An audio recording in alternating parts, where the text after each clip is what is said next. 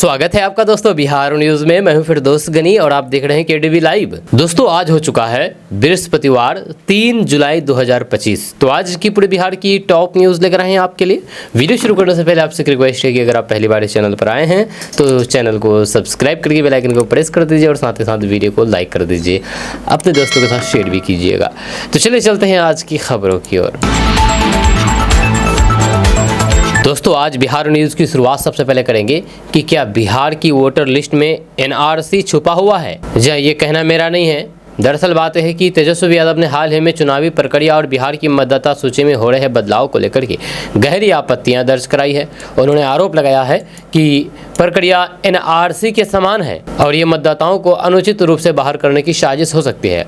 इसके जवाब में केंद्रीय चुनाव आयोग यानी कि इलेक्शन कमीशन ऑफ इंडिया ने कहा कि तेजस्वी यादव और उनकी पार्टी ने कोई ठोस सबूत प्रस्तुत नहीं किया है।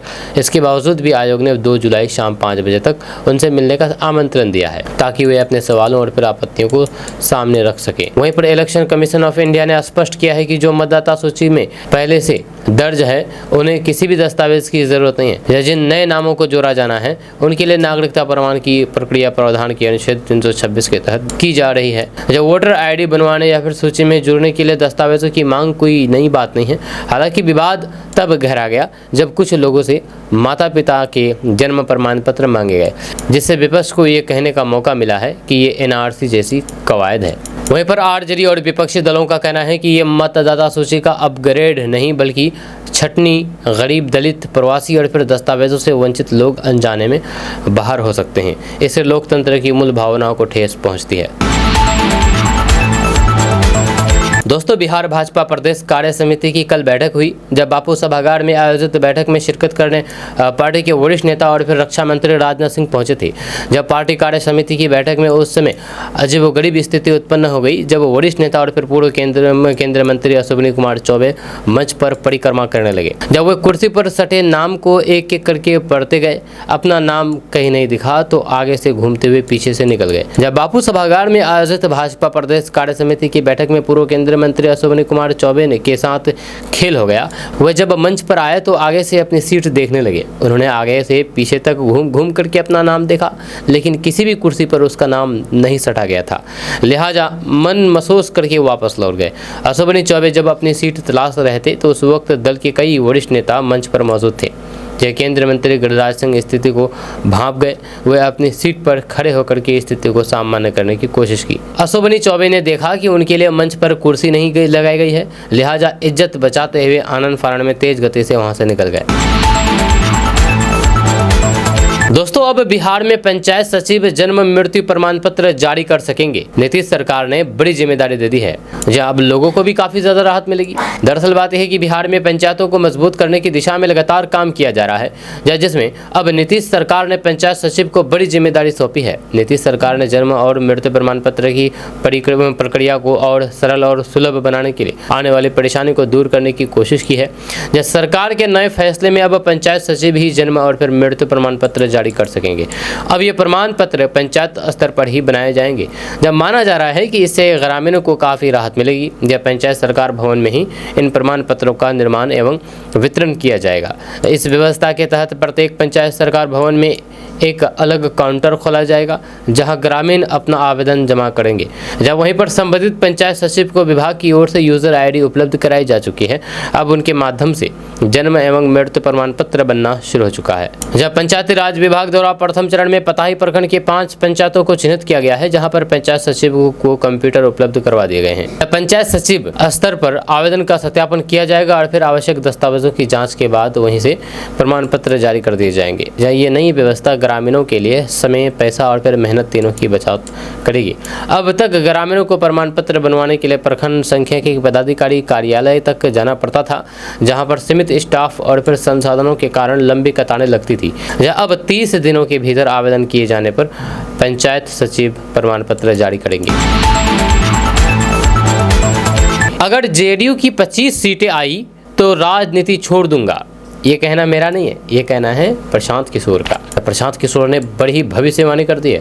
उन्होंने कहा है कि अगर इस बार बिहार विधानसभा चुनाव में जेडीयू को अगर 25 सीट भी आ जाती है तो वे राजनीति से इस्तीफा दे देंगे, राजनीति छोड़ ही देंगे। जहाँ बिहार में इसी साल के अंत में विधानसभा चुनाव होने वाले हैं। बिहार में इस बार बीजेपी, जेडीयू, आरजेडी और कांग्रेस के अलावा प्रशांत किशोर ने भी पूरी ताकत झोंक रखी है। प्रशांत किशोर की पार्टी जनसुराज भी इस बार बिहार में विधानसभा चुनाव लड़ेगी। इस बीच प्रशांत किशोर ने दावा किया है कि बिहार चुनाव में जेडीयू की 25 सीटें भी नहीं आएगी। उन्होंने कहा है कि अगर जेडीयू की 25 से अधिक सीटें आ गई तो वह राजनीति छोड़ दूंगा। जय प्रशांत किशोर ने एक न्यूज़ चैनल को दिए गए इंटरव्यू में दावा किया है कि आने वाले बिहार विधानसभा चुनाव के नतीजे के बाद यानी कि नवंबर के बाद नीतीश कुमार बिहार के मुख्यमंत्री नहीं होंगे। उन्होंने कहा है कि बिहार को नवंबर में नया मुख्यमंत्री मिलेगा और फिर इसे आप लिख करके ले लीजिए।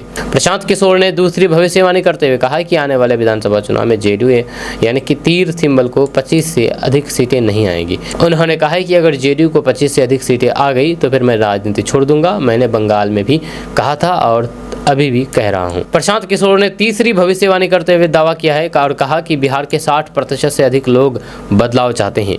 उन्होंने कहा कि 30 से 35 साल से बिहार के लोग यही सब देख रहे हैं और फिर अब ये वह बदलाव चाहते हैं। प्रशांत किशोर ने दावा किया है कि लोकसभा में एनडीए को 30 से अधिक सीटें इसलिए आ गई क्योंकि मोदी नीतीश से बड़ा फैक्टर लालू यादव है।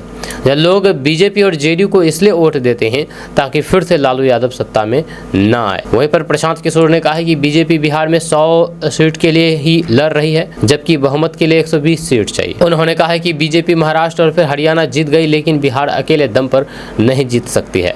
प्रशांत किशोर ने कहा है कि अगर इतना ही है तो फिर उसे लड़ करके देख लेना चाहिए। प्रशांत किशोर ने दावा किया है कि बिहार में एनडीए की सरकार नहीं आएगी।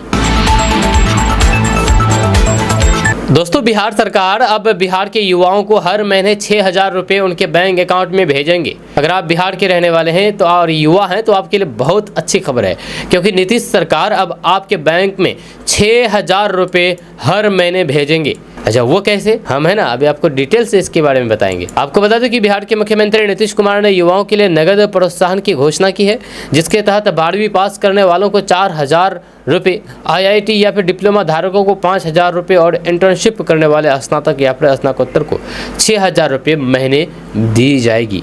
इसके अलावा बिहार के 1 लाख युवाओं को 2025-26 से 2030-31 तक विभिन्न संस्थानों में इंटर्नशिप प्रदान की जाएगी। नीतीश कुमार ने एक्स पर लिखा है कि मुझे ये बताते हुए खुशी हो रही है कि 7 नशे पार्ट 2 पहल के तहत कैबिनेट ने बिहार के युवाओं को उन्नत कौशल, बेहतर रोजगार, नेतृत्व विकास, मजबूत नेटवर्किंग और कैरियर संवर्धन के नए अवसर प्रदान करने के लिए मुख्यमंत्री युवा उन्नति के मार्गदर्शन के लिए तत्परता, जागरूकता और फिर तकनीकी अंतर्दृष्टि को बढ़ावा योजना के कार्यान्वयन के लिए धनराशि को मंजूरी दे दी गई है। जहां ये योजना युवाओं के भविष्य को आकार देने में उपयोगी साबित होगी।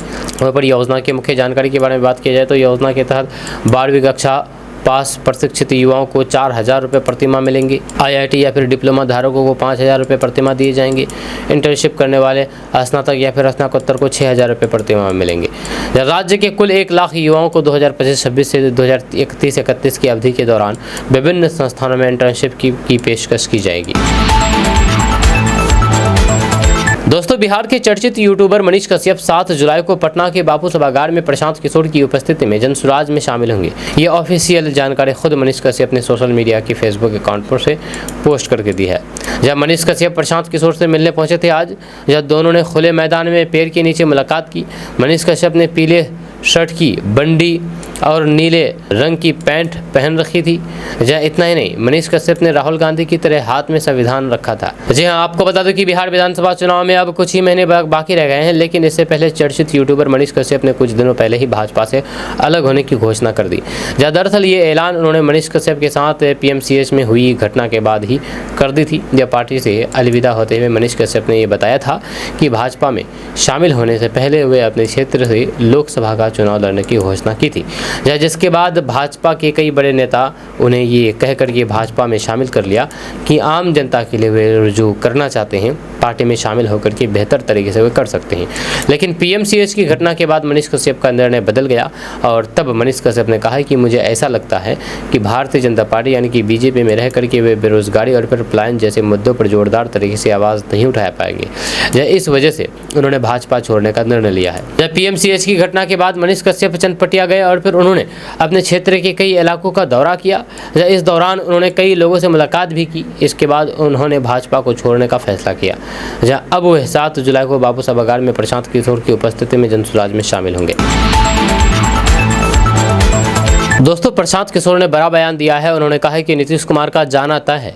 ये सिर्फ मैं ही नहीं कह रहा हूं, बल्कि पिछले 1.5 महीने से जो लोग जनसभाओं में जा रहे हैं और लोगों की बात सुन रहे हैं, लोगों की प्रतिक्रिया देख रहे हैं, ये उनका कहना है। प्रशांत किशोर ने कहा है कि जिन गाँव और फिर छोटे शहरों में हम जा रहे हैं, वहाँ पर शायद ही कोई नेता पहुँचता है, और जो भीड़ वहाँ पर आ रही है वह सिर्फ प्रशांत किशोर को सुनने नहीं आ रही है। ये वे लोग हैं जो आरजेडी और नीतीश बीजेपी की 2 पार्टियाँ व्यवस्था के कामकाज से खुश नहीं हैं। उन्होंने कहा है कि इसके बावजूद भी लोग इनमें से किसी एक को वोट देते हैं, क्योंकि उनके पास कोई दूसरा विकल्प नहीं था, और एक धारणा बन गई थी कि बिहार में कोई दूसरा विकल्प नहीं हो सकता।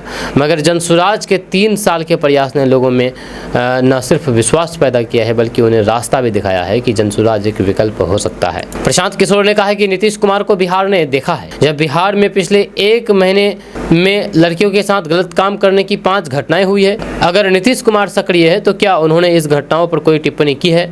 जब पीड़ित परिवारों से मिले हैं, क्या अधिकारियों पर कार्रवाई की है? यह कैसे संभव है कि उनकी कैबिनेट के मंत्री अशोक चौधरी 58 साल की उम्र में पटना यूनिवर्सिटी में प्रोफेसर हो जाए?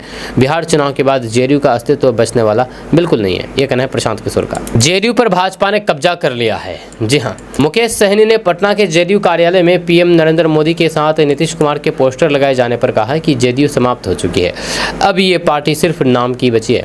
जब भाजपा का उस पर कब्जा हो गया है, उन्होंने कहा है कि जो बचा है वह भी चुनाव के बाद समाप्त हो जाएगा।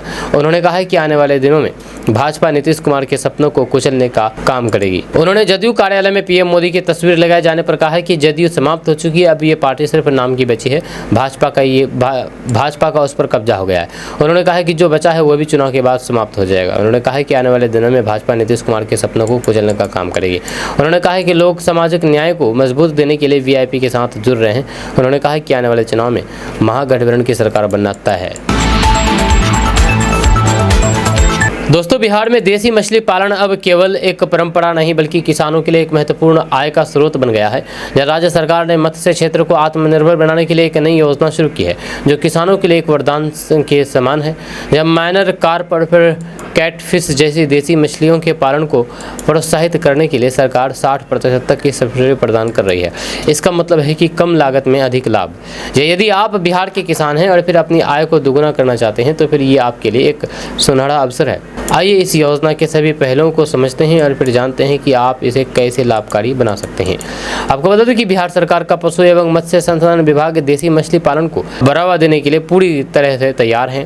जहां इस योजना का उद्देश्य बिहार की जल संपदाओं का सही उपयोग करते हुए माइनर कार्प और फिर कैटफिश का उत्पादन बढ़ाना है। ये मछलियाँ न केवल बाजार में अच्छी कीमत लगती है, बल्कि उन्हें पालना भी सरल है, आसान है। सरकार का लक्ष्य ग्रामीण अर्थव्यवस्था को मजबूत करना और किसानों की वार्षिक आय में वृद्धि करना है। इस योजना के तहत मछली पालन के लिए बीज उत्पादन से लेकर के हैचरी तक की सुविधा उपलब्ध कराई जा रही है। जब बिहार में देसी मछली पालन को बढ़ावा देने के लिए सरकार ने 4 श्रेणियों में सब्सिडी की व्यवस्था की है। पहली श्रेणी में माइनर कार्प हैचरी के लिए 13,12,000 रुपये प्रति इकाई की लागत पर 60% सब्सिडी दी जा रही है। दूसरी श्रेणी में कैटफिश हैचरी के लिए 15.37 लाख रुपए प्रति इकाई का खर्च है, जिसमें भी 60% सब्सिडी मिलेगी। तीसरी श्रेणी में माइनर कार्प पालन के लिए 0.94 लाख रुपए प्रति इकाई, और फिर चौथी श्रेणी में कैटफिश और फिर अन्य मछलियों के पालन के लिए 1,35,000 रुपये प्रति इकाई की लागत पर सब्सिडी उपलब्ध है। बचे हुए राशि किसान खुद या फिर बैंक लोन के माध्यम से जुटा सकते हैं। ये योजना पूरे बिहार में लागू है और आप भी इसका लाभ उठा सकते हैं। इसमें आवेदन करने के लिए एक वेबसाइट है, यहाँ पर जाना होगा, आप आवेदन कर सकते हैं। वेबसाइट है fisheries.bihar.gv.in। इस वेबसाइट पर जाकर के आवेदन कर सकते हैं। दोस्तों, पीएम किसान सम्मान निधि योजना की 20वीं किस्त का इंतज़ार अब समाप्त होने वाला है। जी हाँ, आपको बता दूं कि केंद्र और राज्य सरकार की अलग अलग योजनाएं चलाती रहती है। अगर आप भी किसी योजना के लिए पात्र हैं तो इसमें आवेदन कर सकते हैं। इसी क्रम में अब बारी 20वीं किस्त की है, जिसका योजना से जुड़े हुए किसानों को इंतज़ार है। माना जा रहा है कि ये इंतज़ार अब जल्द ही खत्म हो सकता है। अगर आप भी पीएम किसान योजना से जुड़े हुए हैं तो फिर आपको भी 20वीं किस्त का इंतज़ार होगा। योजना के तहत हर किस्त लगभग 4 महीने के इंतज़ार पर जारी होती है।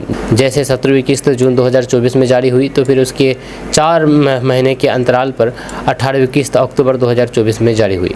इसके बाद 19वीं किस्त फरवरी 2025 में जारी हुई। ऐसे में 20वीं किस्त के 4 महीने का समय जून में ही हो रहा है, लेकिन इस बार ये किस्त जुलाई में जारी हो सकती है।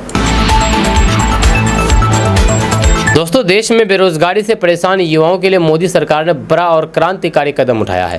केंद्र सरकार ने कैबिनेट की बैठक में एम्प्लॉयमेंट लिंक्स इंसेंटिव यानी कि ELI स्कीम को मंजूरी दे दी है, जिसका मकसद देश में बड़े स्तर पर रोजगार के अवसर पैदा करना है। ये स्कीम खास तौर पर उन युवाओं के लिए है जो पहली बार नौकरी करने जा रहे हैं और फिर जिनके पास अनुभव नहीं है। मोदी सरकार ने जिस तरह से अपने दूसरे कार्यकाल के दौरान मैन्युफैक्चरिंग को बढ़ावा देने के लिए PLI स्कीम का ऐलान किया था, उसी तरह इस बार रोजगार बढ़ाने के लिए ELI योजना को अमली जामा पहनाया है। इस रोजगार योजना के तहत सरकार अगले 2 सालों में 3 करोड़ 5 लाख से भी ज़्यादा लोगों को रोजगार देने का लक्ष्य रखा है। इसके लिए सरकार 1 लाख करोड़ रुपए का बजट जारी कर चुका है। बिहार में विधानसभा चुनाव 2025 की तैयारी भले ही औपचारिक रूप से शुरू ना हुई हो, लेकिन नेताओं की जुबान से निकले तेज और फिर तल्ख शब्दों ने चुनावी रणभूमि को अभी से ही गर्म कर दिया है। जहां पर एक और राजनीतिक दल विकास, बेरोजगारी और फिर शिक्षा जैसे मुद्दों पर बात करने का दावा करते हैं, वहीं पर वास्तविकता ये है कि बोलचाल की भाषा अब स्तरहीन और फिर आक्रामक होती जा रही है। बीते 10 दिनों में नेताओं के विवादित बयानों की झड़ी लगी हुई है। नमाजवाद, मौलाना, छपरी, लफवा, टपोरी जैसे शब्दों ने बिहार के चुनावी माहौल को सांप्रदायिक ध्रुवीकरण और फिर सामाजिक ध्रुवीकरण के बीच उलझा दिया है। जहां 1 जुलाई 2025 को आरजेडी नेता तेजस्वी यादव ने बीजेपी को आड़े हाथों लेते हुए कहा कि बीजेपी वाले मुझे मौलाना और नमाजवादी कहते हैं, लेकिन ये छपरी, टपोरी और लफवा लोग बिहार की जनता को बेवकूफ नहीं बना सकते। तेजस्वी यादव का यह बयान न सिर्फ बीजेपी की आलोचना है, बल्कि स्थानीय बोली के जरिए युवाओं और फिर ग्रामीण मतदाताओं से भावनात्मक जुड़ाव बनाने की कोशिश भी है। हालांकि इससे राजनीतिक विमर्श की गुणवत्ता जरूर प्रभावित हो रही है। वहीं पर बीजेपी नेताओं ने बार बार इस चुनाव में नमाजवाद बनाम समाजवाद का नैरेटिव पेश किया है। गौरव भाटिया, सुधांशु त्रिवेदी और फिर कई अन्य नेताओं ने आरजेडी और फिर महागठबंधन को संविधान विरोधी बताते हुए उन्हें शरिया समर्थक तक कह डाला है। गौरव भाटिया ने तो यहाँ तक भी कहा कि जो खुद को समाजवादी कहते हैं उनका असली चेहरा नमाजवादी है। जब बीजेपी की ये रणनीति स्पष्ट रूप से मुस्लिम वोट बैंक को टारगेट करने और हिंदू वोटरों को का ध्रुवीकरण करने का प्रयास है। आरजेडी की ओर से तेज प्रताप यादव, अन्य प्रवक्ताओं और फिर नेताओं ने लगातार बीजेपी को टपोरी, लफवा, छपरी जैसे शब्दों से संबोधित किया, जहां उनका मकसद यह है कि बीजेपी के नेताओं को नीचा दिखाएं और युवाओं के गुस्से और फिर जुबान का प्रतिनिधित्व करें। तेज प्रताप यादव ने कहा कि बीजेपी के टपोरी लोग समाजवाद को नहीं समझ सकते, हम लालू जी के रास्ते पर हैं। इन शब्दों का उद्देश्य है कि जनता को ये एहसास कराया जाए कि बीजेपी की राजनीति सिर्फ नाम और धर्म की है, बल्कि आरजेडी समाजवाद और फिर विकास के लिए लड़ रही है। वहीं पर बिहार की 17% मुस्लिम आबादी हमेशा से निर्णायक भूमिका निभाती रही है। आरजेडी और फिर कांग्रेस इस वोट बैंक पर परंपरागत पकड़ बनाए हुए हैं। बीजेपी की नमाजवाद वाली लाइन स्पष्ट रूप से इस वोट बैंक में सेंध लगाने और फिर धार्मिक आधार पर ध्रुवीकरण करने की कोशिश मानी जा रही है। कांग्रेस प्रवक्ता ने इस पर जवाब देते हुए कहा कि बीजेपी का नमाजवाद नैरेटिव एक सांप्रदायिक साजिश है। दोस्तों, पार्टी और परिवार से निकाले जाने के बाद लालू के बड़े लाल तेज प्रताप यादव इन दिनों अलग रह रहे हैं। हालांकि परिवार के लोगों से उनकी बात जरूर हो रही है टेलीफोन पर। पिता लालू प्रसाद यादव से 1-2 बार बात हुई तो फिर वही पर मां राबड़ी देवी बेटे के खाने पीने का ख्याल भी दूर होकर के रख रही है। एक न्यूज़ चैनल को दिए गए इंटरव्यू में खुद तेज प्रताप यादव ने इसके बारे में बताया है। तेज प्रताप यादव से पूछा गया है कि जब लालू प्रसाद यादव ने ऐसा फैसला लिया पार्टी और परिवार से बाहर करने का, तब आपने बात नहीं की कि आखिर कौन सी इतनी बड़ी गलती कर दी थी। इस पर तेज प्रताप यादव ने कहा कि बात हुई है, अभी बात नहीं हो रही है। जब से निकाले गए हैं तब से 1-2 बार बात हुई है, लेकिन अब नहीं हो रही है। इस सवाल पर कि मन नहीं करता है कि बात करने का, या इस पर कहा कि मन किसको नहीं होता है, लेकिन अब हम यही रहते हैं अपने आवास पर। उनसे सवाल किया गया कि क्यों नहीं मिलने जाते हैं, पिता से किस बात का संकोच है। इस पर जवाब दिया है कि जब कुछ बन जाऊंगा तब जाऊंगा, पायलट बनने के बाद तो नहीं। इस पर तेज प्रताप यादव ने हंसते हुए कहा कि उनको मन करेगा कि हमारे प्लेन में बैठना है तो फिर घुमा देंगे। दोस्तों, बिहार विधानसभा चुनाव 2025 से पहले राजनीतिक दलों में हलचल तेज हो गई है। इसी कड़ी में अब एक बड़ा सियासी घटनाक्रम सामने आया है। बहुजन लोक दल ने जनता दल यूनाइटेड यानी कि जेडीयू में औपचारिक रूप से विलय कर लिया है। इस मौके पर जेडीयू के प्रदेश अध्यक्ष उमेश कुशवाहा ने बहुजन लोक दल के राष्ट्रीय अध्यक्ष जनाब तरकीब आलम अंसारी सहित कई पदाधिकारियों और फिर सैकड़ों कार्यकर्ताओं को पार्टी की सदस्यता दिलाई। ये कार्यक्रम पटना स्थित जेडीयू के प्रदेश कार्यालय में संपन्न हुआ, जहां पर बड़ी संख्या में कार्यकर्ता और फिर पार्टी नेता मौजूद रहे। जेडीयू ने इस विलय की जानकारी अपने आधिकारिक एक्स अकाउंट के माध्यम से दी है। पार्टी ने पोस्ट करते हुए लिखा है कि बहुजन लोक दल के राष्ट्रीय अध्यक्ष जनाब तरकीब आलम अंसारी ने अपने अनेक पदाधिकारियों एवं सैकड़ों कार्यकर्ताओं के साथ जेडीयू कार्यालय में पार्टी की सदस्यता ग्रहण की है। दोस्तों, रक्षा मंत्री राजनाथ सिंह ने बिहार दौरे पर कांग्रेस और फिर आरजेडी को जमकर हमला बोला है। इसके साथ ही साथ राजनाथ सिंह ने भाजपा और फिर एनडीए सरकार की उपलब्धियां गिनाई हैं। उन्होंने कार्यकारिणी की बैठक को संबोधित करते हुए कहा है कि भारतीय जनता पार्टी पूरी दुनिया की सबसे बड़ी राजनीतिक पार्टी के रूप में आज स्थापित हो चुकी है। रक्षा मंत्री राजनाथ सिंह ने कहा है कि कांग्रेस और फिर आरजेडी जैसी पार्टियों का केवल एक ही उद्देश्य होता है, सत्ता में बने रहना, जबकि भारतीय जनता पार्टी का उद्देश्य है कि भारत के हर नागरिक का गरिमामय जीवन सुनिश्चित होना चाहिए। ऐसी नीतियां बनाना जिसमें हर वर्ग का विकास हो, सभी को आत्मसम्मान के साथ जीवन जीने का अधिकार सुनिश्चित हो, ये भी हमारा सरकार ने किया है। जब भारत की अर्थव्यवस्था विश्व की सबसे बड़ी अर्थव्यवस्था बने, इसके लिए हम सभी प्रयत्नशील हैं। ये कहना है राजनाथ सिंह का, जो कि केंद्र के रक्षा मंत्री हैं, देश के रक्षा मंत्री हैं। दोस्तों, क्या आपको पता है कि बिहार में सबसे लंबे समय तक सीएम बनने का रिकॉर्ड किसके पास है? जहाँ कौन सबसे लंबे समय तक सीएम बना है बिहार में? उससे पहले बिहार में कुल विधानसभा सीटों के बारे में जान लेते हैं। तो आपको बता दें कि यहाँ कुल 243 विधानसभा सीटें हैं। इनमें सबसे अधिक 20 सीटें पूर्वी चंपारण में आती है। जब बिहार में सबसे लंबे समय तक मुख्यमंत्री रहने का रिकॉर्ड के बारे में बात की जाए तो ये रिकॉर्ड नीतीश कुमार के नाम है। जब नीतीश कुमार पहली बार साल 2000 में बिहार के मुख्यमंत्री बने थे, हालांकि उस समय उनका कार्यकाल सिर्फ 7 दिन का रहा था। इसके बाद वे साल 2005 में फिर से मुख्यमंत्री बने और 2014 से तक वे 8 साल सेवाएं दी। साल 2015 में वे तीसरी बार मुख्यमंत्री बने। वहीं 20 नवंबर 2015 को वे चौथी बार मुख्यमंत्री और 2020 तक सेवाएं दी। साल 2020 में तीसरी बार विधानसभा के लिए नीतीश कुमार मुख्यमंत्री बने और वर्तमान में बिहार के मुख्यमंत्री के रूप में अपनी सेवाएं दे रहे हैं। कुल मिलाकर के देखें तो नीतीश कुमार ने 18 साल से समय तक सीएम के रूप में सेवाएं दी है। यहाँ पर ध्यान देने वाली बात यह है कि बिहार में लगातार लंबे समय तक सीएम रहने का रिकॉर्ड श्री कृष्ण सिंह के नाम है। उन्होंने कुल 14 साल 314 दिनों तक बिहार की कमान संभाली थी, जिसमें उन्होंने आज़ादी से पहले से लेकर के आज़ादी के बाद तक राज्य का नेतृत्व किया था। लेकिन उनके रिकॉर्ड को तोड़ते हुए नीतीश कुमार ये रिकॉर्ड अपना नाम कर लिया है। नीतीश कुमार अब सबसे लंबे समय तक बिहार में मुख्यमंत्री बने रहने का रिकॉर्ड हासिल किया है। दोस्तों, जून में देरी से दस्तक देने वाला मानसून अब जुलाई में भी बिहार की धरती पर पूरी तरीके से मेहरबान होता नहीं दिख रहा है। जब 19 जून के बाद से ही दक्षिण पश्चिमी मानसून ने जरूर एंट्री ली है, लेकिन बरसात की रफ्तार उम्मीद से भी बहुत कम है। जब मौसम विज्ञान केंद्र पटना की रिपोर्ट कहती है कि जुलाई में भी नॉर्मल बारिश की उम्मीद करना थोड़ा मुश्किल है। आपको बता दें कि बिहार में जुलाई के महीने में सामान्यतः 340.5 मिलीमीटर वर्षा होती है, लेकिन इस बार आसमान में बादल भले ही दिख रहे हों, जमीन पर उसका असर कम है। रेनफॉल डिफेक्ट इन बिहार की बात करें तो जून में 36 मिलीमीटर कम बारिश दर्ज की गई और फिर अब जुलाई में भी हालात कुछ खास नहीं लग रहा है। मौसम विभाग ने वेस्ट चंपारण और कैमूर जिलों में हेवी रेनफॉल अलर्ट जारी कर दिया है। वहीं पर बक्सर, सारण, गोपालगंज और ईस्ट चंपारण में भी बादलों की गरजने और पानी बरसने के पूरे आसार हैं। वहीं पर साउथ बिहार के सभी जिलों में येलो अलर्ट जारी कर दिया गया है, खास करके पटना, जहां पर थंडरस्टॉर्म विथ रेन की संभावना जताई गई है, यानी कि बारिश के साथ वज्रपात होने की संभावना। वहीं पर उत्तर पूर्वी बिहार के जिले जैसे कि किशनगंज, अररिया, पूर्णिया, सुपौल और कटिहार में आज हल्की से मध्यम वर्षा के साथ वज्रपात की चेतावनी जारी की गई है। इन जिलों के ग्रामीण इलाकों में लोगों से अपील की गई है कि वे बिजली की गड़गड़ाहट के दौरान खुले में ना रहें। वहीं पर बिहार के 36 जिलों में बारिश रिकॉर्ड की गई है। रोहतास में सबसे ज़्यादा 91.2 मिलीमीटर बारिश हुई है। इसके बाद समस्तीपुर, भोजपुर और पटना के संबंधित क्षेत्र में भी बारिश दर्ज की गई है। वहीं पर बारिश के बावजूद भी गर्मी कम नहीं हो रही है। जी हाँ, कल भी गोपालगंज में अधिकतम तापमान 37 डिग्री सेल्सियस दर्ज किया गया। पटना में तापमान 34 डिग्री रहा, लेकिन हाई ह्यूमिडिटी ने लोगों को बेहाल कर दिया है। शहरों में एसी ऑन करने के बावजूद भी लोग पसीने से तरबतर रहे। दोस्तों, केंद्रीय मंत्री चिराग पासवान ने एक न्यूज़ चैनल से बातचीत में 2025 में होने वाले बिहार विधानसभा चुनाव को लेकर के बड़ा बयान दिया है।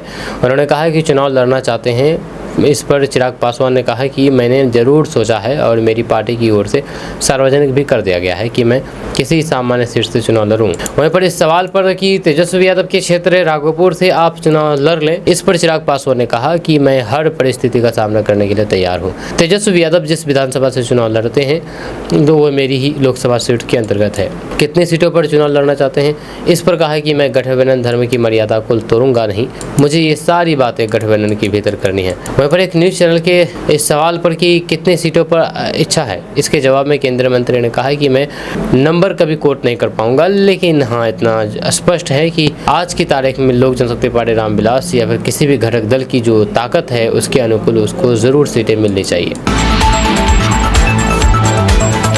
दोस्तों, एक जिला एक उत्पाद योजना के तहत राज्य सरकार यानी कि बिहार सरकार ने जिला स्तर पर प्रमुख फसलों का चयन किया है। इसके तहत बिहार के सभी 38 जिलों में खरीफ और फिर रबी मौसम के लिए एक एक प्रमुख फसल निर्धारित की गई है। मुजफ्फरपुर के लिए खरीफ सीजन में हरी मिर्च और फिर रबी सीजन में लहसुन का चयन किया गया है। कृषि विभाग के अनुसार ये चयन जिले की जलवायु और फिर पारंपरिक कृषि प्रणाली को ध्यान में रखते हुए किया गया है। इस संबंध में कृषि विभाग की ओर से अपर सचिव ने पत्र जारी किया है। योजना के क्रियान्वयन को लेकर के इस माह के दूसरे सप्ताह में पटना में उच्च स्तरीय बैठक होगी। अपर विभाग के अनुसार इस योजना का उद्देश्य किसानों को उनकी फसलों के लिए बेहतर बाजार उपलब्ध कराना है। इसके साथ ही प्रत्येक जिले में प्रोसेसिंग यूनिट, भंडारण केंद्र और फिर निर्यात सुविधा विकसित की जाएगी, जिससे कृषि को व्यावसायिक स्वरूप दिया जा सकेगा। आपको बता दूं कि विभाग के अनुसार मुजफ्फरपुर के लिए खरीफ फसल के रूप में हरी मिर्च और फिर रबी फसल के रूप में लहसुन को चुना गया है। पश्चिमी चंपारण के लिए मरचा धान और फिर मेथी, पूर्वी चंपारण से हल्दी और हरी मटर, शिवहर से खस और मटर, सीतामढ़ी से हल्दी और फिर तीसी, वैशाली से हल्दी और टमाटर का चयन किया गया है। वहीं पर सारण से केला और राजमा, सीवान से हल्दी और लहसुन, गोपालगंज से केला और हरी मटर, दरभंगा से सिंघारा और पौधा और फिर राजमा, मधुबनी से केला पौधा जीनो और फिर तीसी, समस्तीपुर से हल्दी और सौंफ, सहरसा से मखाना और राजमा, मधेपुरा से मखाना और राजमा, सुपौल से मखाना और राजमा, पूर्णिया से मखाना, स्वीट कॉर्न और फिर बेबी कॉर्न, अररिया से मखाना और हरी मिर्च, किशनगंज से मखाना और हरी मिर्च का चयन किया गया है। वहीं पर कटिहार से मखाना और फिर हरी मिर्च, भागलपुर से कतरनी और धान और प्याज, बांका से कतरनी धान और टमाटर, मुंगेर से पपीता पौधा और फिर हरा टमाटर, लखीसराय से प्याज और हरा मटर, शेखपुरा से मूंगफली और प्याज, जमुई से खीरा और फिर प्याज, बेगूसराय से सोयाबीन और हरी मिर्च, खगड़िया से हल्दी और फिर हरी मिर्च का चयन किया गया है। आपको बता दूं कि एक जिला एक उत्पाद योजना के तहत मुजफ्फरपुर के लिए मिर्च और फिर लहसुन का चयन किया गया है। चयनित फसलों के क्षेत्र विस्तार की दिशा में प्रयास किए जाएंगे। विभाग की ओर से जो भी गाइडलाइन जारी होगी उसका पालन सुनिश्चित किया जाएगा। दोस्तों, राज्य सुप्रीमो लालू प्रसाद यादव और उनके बेटे तेजस्वी यादव ने अक्टूबर-नवंबर में होने वाले विधानसभा चुनाव 2025 के लिए अपनी गोलबंदी तेज कर दी है, जहां माय समीकरण के साथ ही राजद पिछड़ों को साधने में जुटा हुआ है, जहां तरह तरह के राजनीतिक हथकंडों के साथ बिसात बिछाई जा रही है।